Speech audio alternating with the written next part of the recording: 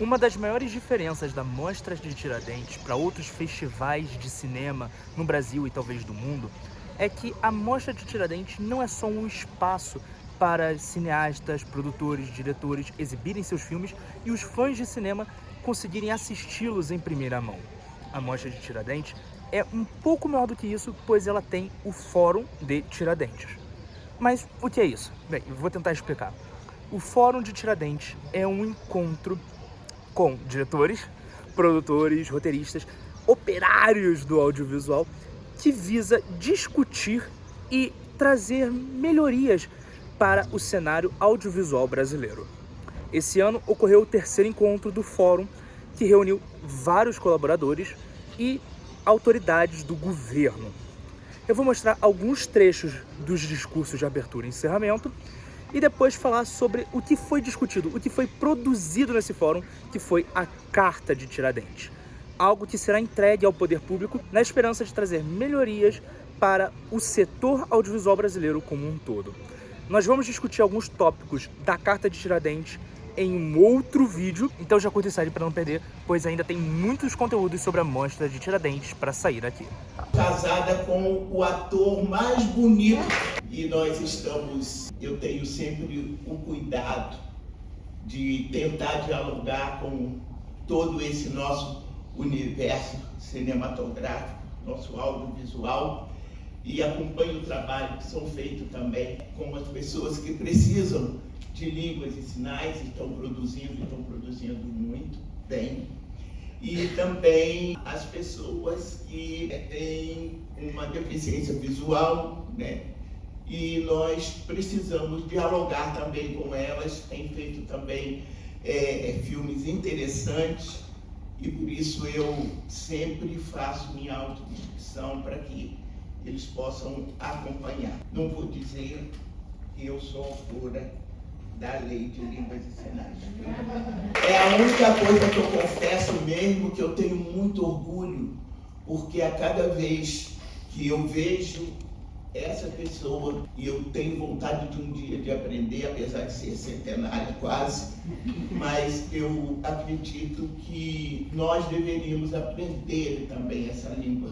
Nós deveríamos aprender a dialogar cada vez mais com essa população, mas isso me tocou muito, porque foi um dos meus primeiros projetos quando eu cheguei na Câmara Federal. Isso já tem tempo, né, gente?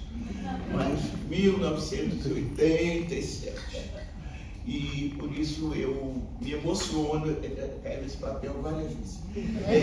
Eu me emociono muito com o que a gente consegue produzir e que a gente veja resultado. E eu brinquei com vocês, eu nunca faço isso, dizer que eu fui a autora, não, mas aqui eu fiquei. Mas, bem, gente, eu tenho aqui uma colinha, porque político, quando fala de improviso, ele sabe muito bem como ele começa. Agora, como acaba, não tem a menor ideia. Então, para que, principalmente, alguém que é apenas uma cooperadora da cultura, né? Apesar de ter passado... Gente, é para vocês relaxarem, sabe? É coisa tão...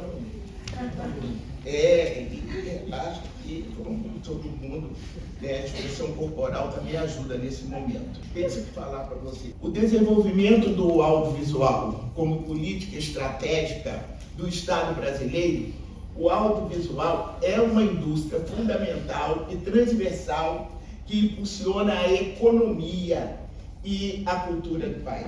Nós vivemos um tempo de profundas mudanças, de transformações, de desafios e oportunidades nos cenários de avanços tecnológicos que hoje nós encontramos, de mudança nos hábitos de consumo e uma crescente demanda por conteúdos diversos e representativos. O Brasil está em uma posição estratégica para se afirmar como uma potência no mercado audiovisual global, sendo necessária uma ação coordenada, envolvendo todos os níveis de governo, a participação ativa dos profissionais do setor, do povo, e este painel que propõe essa reflexão acerca das possibilidades para transformar os desafios atuais em oportunidades a partir da construção de uma visão sistêmica sobre a atividade audiovisual, através do processo de ampla pactuação do setor com o Estado e audiovisual na promoção e garantia dos interesses nacionais. Falar do cinema audiovisual brasileiro é falar da participação de 55 bilhões e 800 milhões no PIB nacional brasileiro. Também é falar de 657 mil empregos gerados, dados do período de 2019 até 2023. O cinema do Brasil, em seu mais de 120 anos de história, ele teve momentos de grande repercussão, tanto nacional como internacional. Esses dados nos comprovam que o cinema nacional é peça fundamental para o desenvolvimento social e econômico do país. Bom, então nós devemos considerar alguns desafios para o setor do audiovisual brasileiro, quando eu destaco o seguinte: regulamentar e adequar os mecanismos de acesso à distribuição de conteúdo de produção brasileira. É fundamental que façamos isso. Garantir a proteção aos direitos autorais e patrimoniais da produção brasileira independente. Regularizar as plataformas da internet para garantia de recursos e acesso às produções nacionais e independentes. E, principalmente, ampliar e incentivar a frequência da população brasileira ao cinema brasileiro. Dito isso, já fiz o meu discurso oficial. Agora eu quero falar uma coisa do cinema brasileiro que eu penso de grande importância. A cultura, ela é revolucionária e, por conseguinte, ela deve ser levada muito a sério. Essa coisa de governo não querer investir em cultura, isso não é uma coisa inteligente. Eu quero contar uma história, vocês ainda não tinham nascido, olhei para essa plateia aqui, pode ser que agora que chegou o Pitanga a gente bate direitinho, né? Pode ser. Mas eu, quando criança, eu fazia tudo, eu fazia carreto, juntava dinheiro, implorava, vendia garrafa, fazia tudo para ir ao cinema, gente. Eu tenho 82 anos, eu criança, não sabia. Sabe qual era o filme? Que nós só tínhamos aquele filme, eram filmes de Flash God e O Feijão é Nosso. Eu não me cansava de ver aquele filme. Eu via aquele filme todos os domingos, eu tinha que ver O Feijão é Nosso, com Violeta Piedade, das mesmas risadas, das mesmas coisas, e fui crescendo nesse ambiente. E fui compreendendo que muitas das vezes aquilo que eu acho tanta graça em momentos tão difíceis e que tira a gente daquele contexto, eu vejo que faz parte da nossa vida, faz parte do nosso cotidiano, faz parte do nosso dia a dia. Porque quando você vive num mundo de intolerância, num mundo de racismo, num mundo de tanta exclusão, homofobia para lá, racismo para cá, para outro, né, feminicídio, você vive nesse mundo, e você vai assistir uma produção nacional, você está falando com gente igual a você, que conhece você, que sabe quem é você e que vai pensar exatamente o que é importante você fazer para que todos nós possamos dar continuidade à nossa vida. E eu tenho visto algumas peças que, eu confesso, têm me impressionado demais. Não foi só a questão Central do Brasil. Central do Brasil foi um show. Mas o que eu penso nesse momento, antes de vir para cá e falar assim, o que eu vou dizer para essa gente que entende das coisas? Aí eu falo até com Pitanga, não me bota nas fotos, eu não sou artista, eu não sou produtora, eu sou política, deixa aqui do lado. Mas ele, não, você também é artista. Aí eu me convenço que sou, entendeu? Aí eu vou para a foto, né? Chama e eu vou para a foto. Por quê? Eu aprendi muito no teatro do oprimido. E nós não tínhamos naquela época como fazer cinema. Só tinha fotografia, né? Nós não tínhamos, eu sou do tempo da televisão, né? Que você botava um papel assim, sabe? Na frente para ver colorida, de preto e branco para você ver colorida. E da janela da casa da vizinha, porque você não tinha televisão, tinha que esperar o bom humor da vizinha para você debruçar na janela da casa dela para ver a televisão. Mas hoje eu vejo, e acompanhando esses anos todos, que nós temos é que investir realmente no audiovisual. O Brasil tem todas as condições e é preciso investir muito, porque a tecnologia que nós estamos vivendo hoje, as nossas redes, elas são ótimas, maravilhosas, mas é para o bem e também é para o mal. E você, quando está assistindo o audiovisual, é uma coisa que te chama a atenção, que mexe contigo e você vai refletir. O Fórum é um espaço colaborativo de profissionais do audiovisual. O Fórum não é um encontro de entidades de classe. É importante a gente ter em mente que é um espaço que nasce na 26ª edição da Mostra, uma iniciativa, o Mário, lá em Belo Horizonte, na Mostra CNBH, falou: Raquel, vamos fazer um encontro para a gente poder colaborar com o novo governo, ele que vem de uma experiência como secretário do audiovisual, como outras experiências que ele esteve à frente da Secretaria do Audiovisual, e prontamente eu acolhi essa sugestão e a gente começou a desenhar o que seria esse fórum. E convidamos esses profissionais que estão aqui na mesa, que também prontamente abraçaram a causa, para a gente juntos, convidando outros profissionais, pudéssemos formar esse time colaborativo. E deu certo na primeira edição, resultou numa publicação, não sei se todos têm, uma publicação muito consistente, atual, portanto.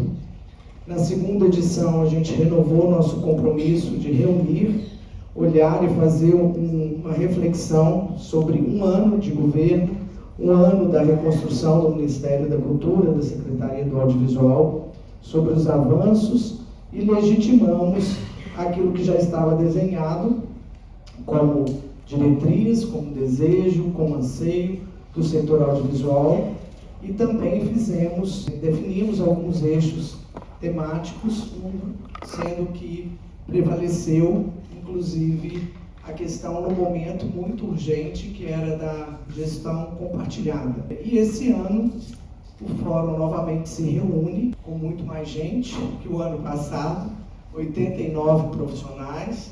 Foi um movimento muito interessante, porque aí entidades de classe já manifestaram interesse de estar com a gente, colaborando. Então foi um time muito grande, e com isso, quanto mais gente, mais desafiador é o processo. Foram 5 dias intensos aqui em Tiradentes, mas é importante dizer que o fórum ele começa antes de Tiradentes. A gente instala, né, o trabalho geralmente no mês de novembro, dezembro intensificamos para a gente definir os eixos temáticos e fazer também essa renovação do convite, sempre buscando a origem nos GTs de quem gostaria de continuar trabalhando. Então esse é um dos critérios, sempre voltar ao grupo, né, da primeira edição. O ano passado outras pessoas agregaram a esses grupos, outras não puderam, então é um pouco essa dinâmica desse critério de participação. Mas muito mais gente foram, no decorrer do processo, manifestando interesse de estar juntos. Mas esse trabalho, ele parte também de documentações que vão ser analisadas, do que se propõe com essa terceira edição, para a gente chegar num resultado que também não é só a Carta de Tiradentes. Hoje nós vamos apresentar os tópicos desse grande documento, vamos dizer assim, que vai ser continuar sendo trabalhado pós-Tiradentes, que é o que a gente tem feito de consistente para que esse documento chegue a todas as instâncias de governo, tanto do Legislativo, Executivo, Judiciário, para mostrar a transversalidade do cinema e a importância de olhar para o audiovisual como uma ferramenta estratégica de desenvolvimento do nosso país. Os 3 eixos centrais desse fórum, o eixo 1 foram recomendações para a revitalização da política nacional do audiovisual e a promoção da industrialização através da estruturação articulada dos polos regionais. O segundo eixo, propostas de ações e diretrizes para o biênio 2025-2026. E o terceiro eixo, desafios inadiáveis da pauta regulatória, plataformas de conteúdo digital, impactos iminentes da TV 3.0 e da inteligência artificial sobre a atividade audiovisual. E a dinâmica aqui em Tiradentes era que os grupos de trabalho tinham suas reuniões, debruçando sobre cada eixo, e a gente, desde o ano passado, introduzimos os debates para que tivesse uma oportunidade dessas reflexões serem ampliadas com a participação da plateia. Sabemos que são assuntos complexos, que não se esgotam num debate, que não vão se esgotar em reuniões de trabalho, mas acreditamos que temos que dar e continuar dando esse passo colaborativo para que a sociedade civil possa colaborar com a construção de políticas públicas para o audiovisual. Uma outra questão que eu queria dizer é que nessa edição foi introduzido mais um GT, que é o GT Observatório, que foi já também uma conquista, sendo citada desde o documento do ano passado sobre a necessidade da gente olhar para os nossos dados, porque sem dados, sem diagnóstico não fazemos políticas públicas. Então acho que foi uma novidade acertada, deu muito certo, sobre a coordenação da Alessandra Meleiros, e paralelamente a gente conseguiu fazer um encontro de vários representantes de observatórios que tem no país. A gente também tem como eixos orientadores desse trabalho a descentralização, a diversidade, a democracia e o desenvolvimento econômico e social. Eu queria fazer só essa introdução, não consigo acompanhar os trabalhos, as reuniões de trabalho em Tiradentes. Tem muitas frentes, que eu tenho que estar atenta, acompanhando.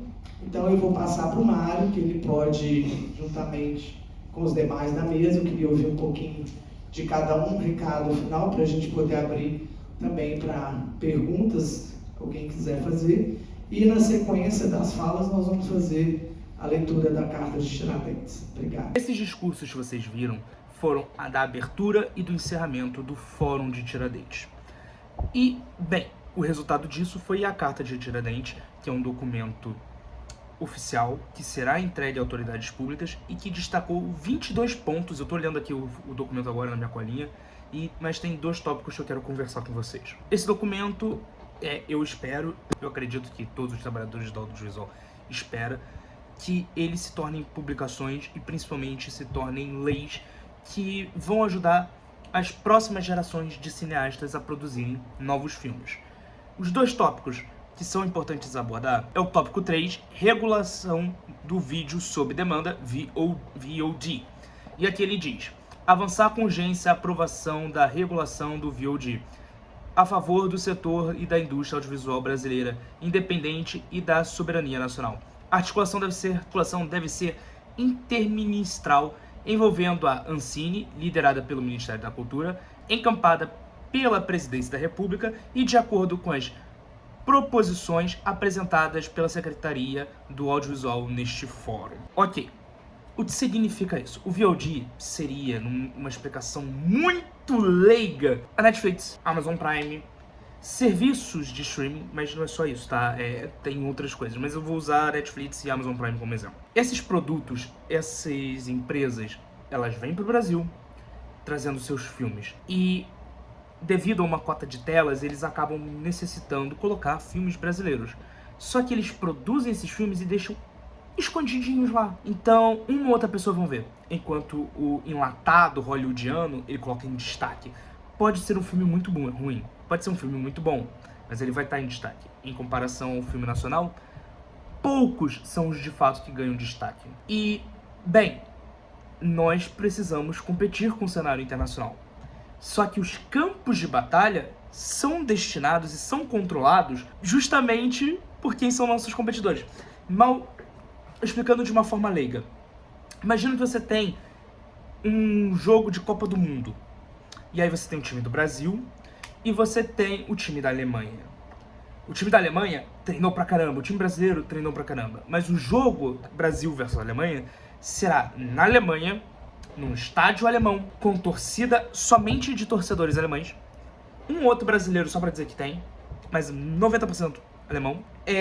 O juiz será alemão. Os bandeirinhas serão alemães. Tudo em volta da organização será alemão. A bola será alemã. E por algum motivo não deixaram o nosso técnico entrar no jogo. Então, quem vai representar o nosso técnico será justamente um técnico alemão. Entendeu? Entendeu como isso é injusto com a gente? Por mais que a gente treine, por mais que a gente se dedique, a competição fica desleal. E é por isso que o outro tópico é muito importante, que é o tópico 22, o último tópico da carta deste ano. Campanha de informação e conscientização. Promover campanhas e informações periódicas para que a sociedade compreenda a importância audiovisual brasileira e das políticas culturais no fortalecimento da cidadania, bem como seu papel na geração de renda, receita e empregos. Muitas pessoas acham que fazer cinema é uma câmera na mão e uma ideia na cabeça e vai pra luta. E, bem, essas pessoas não estão erradas em pensar assim, visto que o cinema brasileiro, muitos anos, defendeu essa técnica. Uma câmera na mão, uma ideia na cabeça e vai. Nunca foi criado nada que explicasse para as pessoas o que é a indústria cinematográfica, o que pode ser uma indústria cinematográfica. Cinema não é só o filme, tá? Cinema não termina no filme. O cinema é a pessoa que é a sala de cinema onde você assiste o filme. As pessoas que trabalham nesse cinema as distribuidoras que vão pegar o filme pronto e vão levar eles para esses cinemas ao redor do Brasil inteiro, seja por satélite, seja por carro, seja por pendrive, seja por CD, seja por sinal de fumaça. Mas a distribuidora vai pegar esse filme e vai levar para todos os cinemas para que você tenha acesso. E aí eu volto a falar, no Brasil, somente 7% de todo o território nacional tem acesso a salas de cinema, que é muito pouco. Fora toda a distribuição, nós temos os publicitários que vão fazer os trailers, que vão fazer os posters, que vão vender o filme para que o público queira ir no cinema assistir o filme. E aí, entrando no filme, você tem o produtor, o diretor, o ator, o roteirista, o técnico de som, os motoristas, que são muito importantes para levar as pessoas para os sets. Nós temos os cozinheiros, que vão fazer a comida para essas pessoas. Quando não tiver cozinheiro, vão ter que comprar comida de lugares e restaurantes. Os seguranças, as camareiras, os camareiros que vão limpar, arrumar o set. Os hotéis que vão hospedar essas pessoas, porque nem todo set todo o set de filmagem, nem todo set é em estúdio. Às vezes você precisa se deslocar para uma cidade, então você vai precisar alugar hotel. Aí tem as pessoas que trabalham nesse hotel. E aí você vai puxando o fio, você vê que tem muitos empregos sendo gerados, tem muitos impostos sendo gastos, tem muitos impostos sendo arrecadados. Então, mas as pessoas não sabem disso. As pessoas acham que é uma câmera na mão, faz qualquer coisa, o ator falar qualquer coisa e taca na tela. Enquanto essa realidade em outros países, como Estados Unidos, Canadá, Reino Unido, Japão, as pessoas entendem mais isso. Então acabam abraçando mais isso. Hoje vivemos um momento em que o Brasil pode ganhar o seu primeiro Oscar. Então tem muitas pessoas procurando saber mais o que é o cinema e como funciona. O cinema tem potencial para ser uma indústria muito lucrativa para o Brasil. Não só para o governo, quanto para o empresário que quer ganhar dinheiro com o cinema, criando a sua sala de cinema, criando a sua distribuidora, criando o seu estúdio, sua produtora, por que não? Hoje, o Brasil, ele é um terreno fértil para isso. E é por isso que iniciativas como a Carta de Tiradentes se tornam importantes, para que as pessoas, e principalmente os governantes, tenham ciência do poder que o cinema pode ter. O cinema convenceu um país inteiro a lutar na Segunda Guerra Mundial, no caso dos Estados Unidos. Por que não ajudar, então, a nossa economia a se reerguer e tornar o Brasil um país mais forte economicamente? Sugiro que você dê uma olhada na Carta de Tiradentes e pressione ou converse com o seu deputado, com o seu vereador, para ter ciência do poder do audiovisual. Eu sempre deixo claro que esse canal é um canal sobre cinema, não sobre política. Mas nesse caso é política em prol do audiovisual, então eu acabei abrindo essa sessão. Se gostou do vídeo, deixe seu joinha. Se não gostou do vídeo, deixe seu 10 joinhas. Críticas, comentários, sugestão, deixa aqui embaixo. E bem, vida longa ao audiovisual brasileiro, vida longa ao cinema brasileiro. Vejo você no próximo vídeo. Um forte abraço e tchau.